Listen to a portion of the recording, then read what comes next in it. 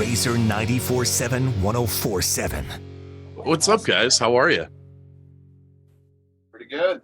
We're doing good. We're here in Little Rock, Arkansas. A day off today. Nice. I got to be honest, when you hear your music, and then this is not a slam at all because we all have the way that we look, but you guys look like you're getting ready to do some duck hunting and not banging your heads with Slipknot. Just my PJs, man. Thankfully, we like to do both. Good. Perfect. So, but you're down in Arkansas with freaking Slipknot. How is that ride been going for you guys? Dude, absolutely insane. We are, as you can imagine, Slipknot is a band that all of us have listened to since the beginning. You know what I mean? And the apex of everything that we've ever worked for was like, just like going on tour with Slipknot. So to be out here is just like, I feel like every day we still haven't like the shine of it all hasn't rubbed off yet. We're still just like kids in a candy store. Like, we're keeping it together for sure, but we're definitely just freaking out almost all the time. That's so cool. What was the reaction when, because originally it was Ginger on the bill, everything happened really fast with Ginger pulling out and then you guys being added. What was that whole transition period like? It happened so fast. What happened for you guys? Yeah, so gosh, when was it? I think it was like almost 3 weeks ago, like to the day. Our management sent us the offer, and it was like a Thursday night, and they're like, you have till 3 p.m. the next day to figure out if you can do this or not. And obviously we all wanted to do it so bad, but there was a lot of conflicting things, just not only in our personal lives but logistically. Like, our entire crew was out on other tours because we had no planes to be out here, so we were trying to figure out how to recover crew transportation wise. Like, there was like 2 buses left in the entire United States at the time, so we were trying to figure out how we're going to get around. Logistically, we're from Florida. The tour started in Fargo, so we had to leave like a week early. So obviously, like, the emotions were excitement and everything, but I don't think we have ever worked so hard to pull something together so fast. Obviously it's a very unfortunate situation that has put us in this great situation. And, we wish the best to Ginger, and, I'm sure that this opportunity will come back around for them as well. So we definitely keep them in mind a lot. But yeah, it's been a very crazy, like, 3 weeks for sure. For sure. So 3 weeks out on the road, and you guys are playing in front of probably the biggest audiences that you've been in front of, like non-festival crowds at least. What has been the reaction? Because here in our area, Circle the Drain is like, this is really radio nerdy, but it is testing like out of this world. Like, people freaking love it. And I want to know what it's like, because we haven't seen you live yet. You're coming in a couple weeks. What's the reaction been like to have people singing your songs or knowing the words, knowing the beats and stuff when you're getting in front of these big crowds? It's been pretty good. I mean, more of our well-known songs like Stitch and things like that are going over pretty well. But I feel like this tour has been a lot of like just making new fans. I see the head bobs going out there, so obviously it's translating well, and we're a metal band at heart, so I feel like it works with Slipknot fans for sure. Yeah, the whole Circle the Drain and the Circle the Drain story in general has just been like incredible for us. I think this week we broke like top 15, which is just insane for us. This is our first like actual song to radio, and a lot of times, like, for bands like us, like, the bands will write like targeted songs, like trying to get to this crowd or whatever. And that was just a song that was like, this is just a wage war song, but it's maybe a little bit more melodic than some other stuff we've done in the past. And to see what I feel is like the natural, attachment that people have had to the song. And I think lyrically it's very timely. It's been insane. And for the past like 2 tours that we've had the record out and been playing it on, it's been it's been one of the better songs every night. So yeah, it's crazy. Well, let's talk a little bit lyrically about the album itself, Manic, which when I first heard it, I was just blown away. It had everything that you would really want in a metal album in 2021, 2022 type of time. What was the thought process behind, the themes that you guys were bringing to the table, and what drove you to make a Manic album? It's a long story. Yeah, we got time. Yeah. So I would say like the biggest contributing factor definitely is like the pandemic, but I wouldn't say it's like a, pandemic record. We're not talking about kind of things like that or quarantine. I think it kind of like just shot us into a world of like, let's talk about mental health. And I feel like, everyone's mental health was not the best spot during that time. So we got together and did like some cabin retreats up in Georgia in the mountains, and like just had a lot of time to work with songs, and would work on one, spend a couple months apart, and then come back and do it again. And I feel like those kind of trips like that really let us like sit with the songs and like see what we wanted to change and what and whatnot. And I feel like those trips were really good. And then I guess take it away where we started getting really serious. Yeah, I mean, like Briton said, like the record, we very, very concentratedly did not want to make a COVID record. You know what I mean? With like, the song titles are like quarantine and PPE. And, right. Yeah. COVID and stuff like that.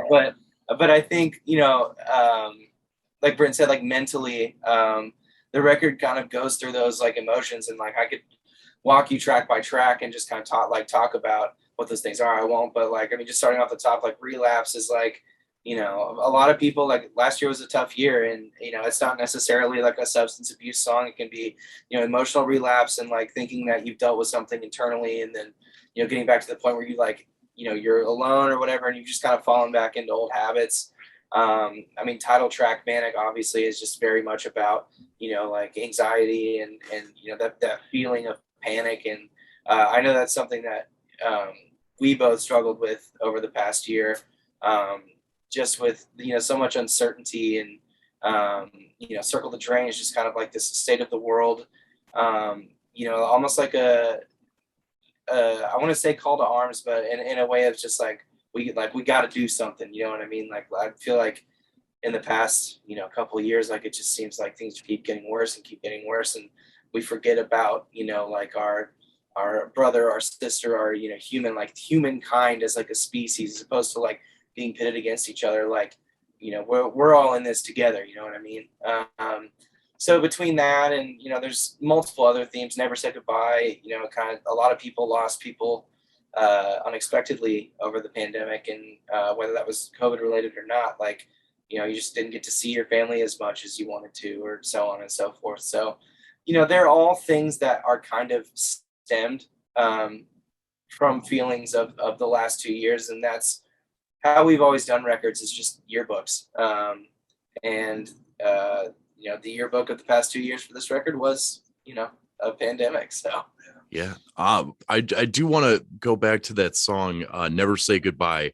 And you don't always want to tell personal stories in interviews, like, at least in my opinion, from my perspective.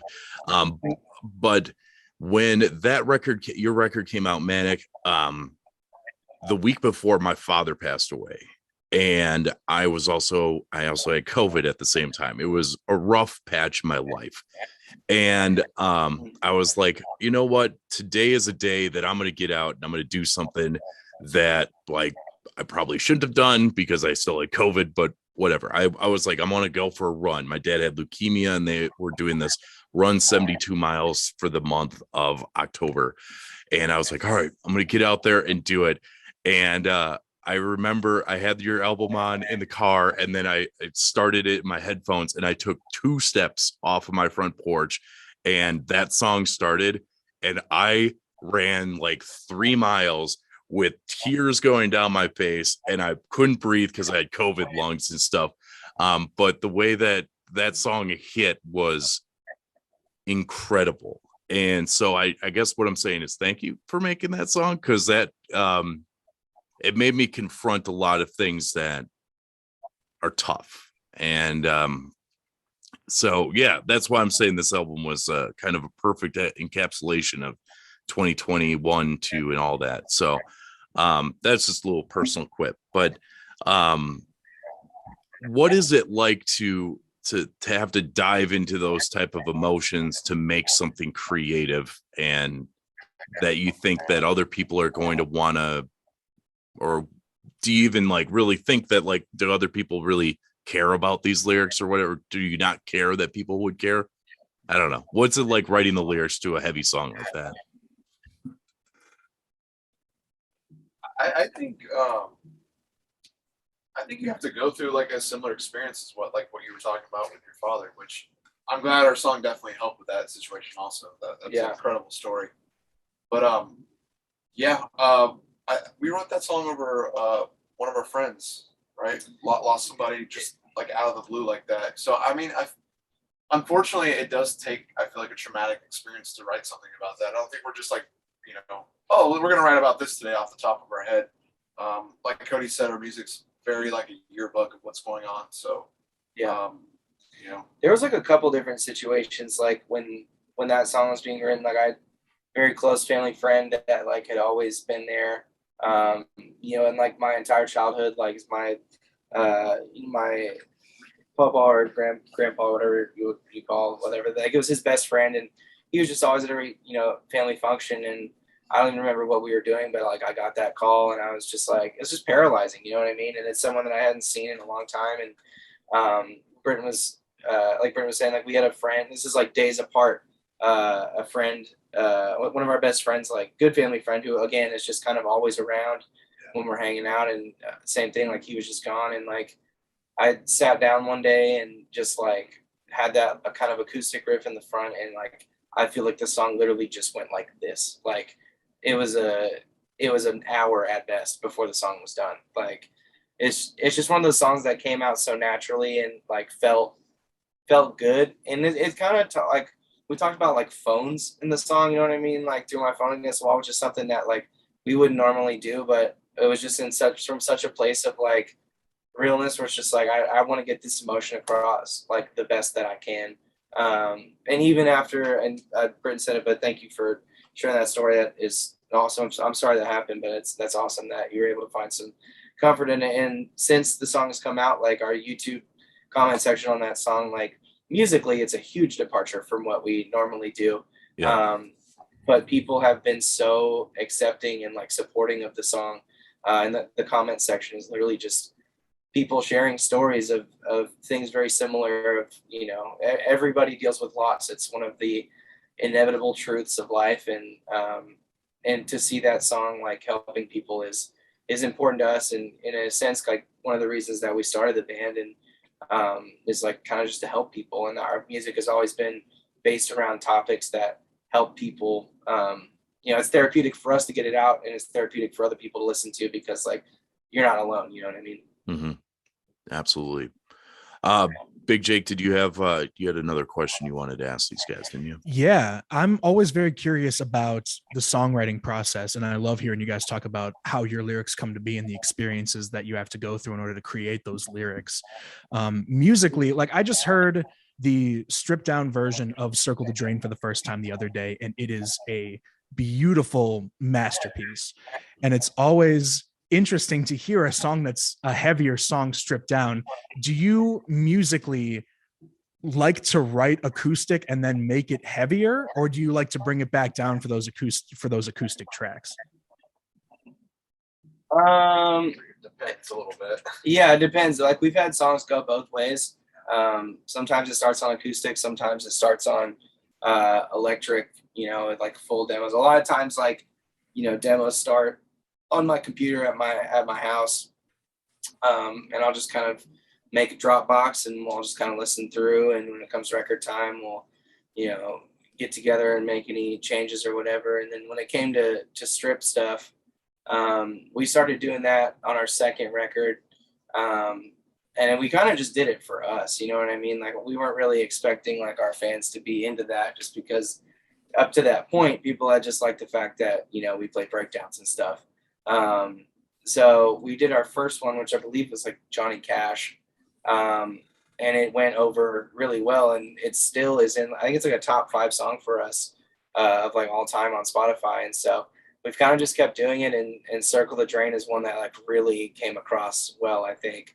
And we all love different styles of music. Like me and Briton in particular are big country music fans, and so being able to take things back to, you know, acoustics and some slide guitar stuff, and you know, just like different instruments, like that's something that is fun for us, and almost like a different way to it's like redressing the song, you know what I mean? Like you get to feel what the bare bones of the song are like without the production and the, you know, all the electronics and stuff. Like this is a bare bones, like, you know, 5-piece band song. So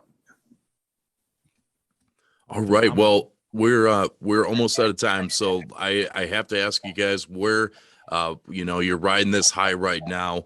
What do you foresee for the future of Wage War? we've got a busy rest of the year.